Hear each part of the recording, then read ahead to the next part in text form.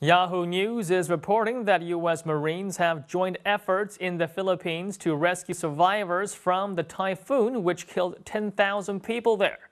The government in the Philippines has already declared a national emergency there after Super Typhoon Haiyan wreaked havoc, and security forces are also said to be struggling to cope with the looting going on in the aftermath. Now, with the typhoon flattening entire towns across the country, some communities are struggling to get food, water, and even medicine. President Aquino's declaration of a national state of calamity will also let the government put controls on prices and release emergency funds. Haiyan is understood to have generated up to 5-meter-high waves, and authorities are thought to be struggling to deliver aid due to the destruction of infrastructures such as bridges, roads, and airports. American Marines have already arrived in Tacloban, while another 90 troops are also making their way to conduct humanitarian assistance survey. Now, some countries have also been sending in donations, with the Australian government contributing $10,000 and UN leader Ban Ki-moon promising a quick response as well.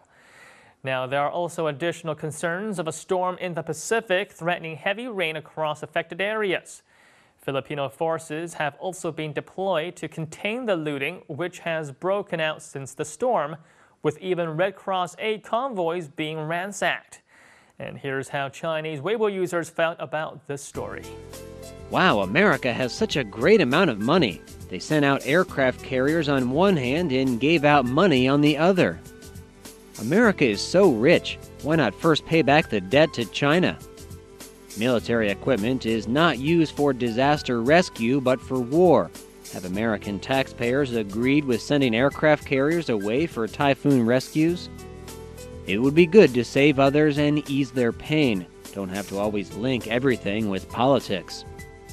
It's America's own business how much they donate. What I care about is how much will Chinese donate after continued provocation from the Philippines. Don't forget that they haven't apologized yet for the Hong Kong hostage issue. China should send help within its own means, and America can spread out its money if it wants. The Philippines are wolves, and 1 or 2 donations cannot win their hearts. It's still possible for them to fight with us in the future while holding our money in their hands. On a separate note, Bloomberg is also reporting that authorities in the Philippines could also be facing action from Hong Kong regarding compensation for victims of a fatal hostage crisis in 2010. It's about the 8 people in a Hong Kong tour group who were killed in Manila after a former police officer took them hostage on a bus. It is believed to be the worst attack on foreigners in the country, which was also shown live on television.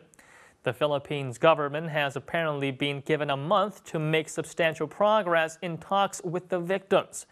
There have also been calls to tighten employment permits for Filipinos in Hong Kong as a responsive measure.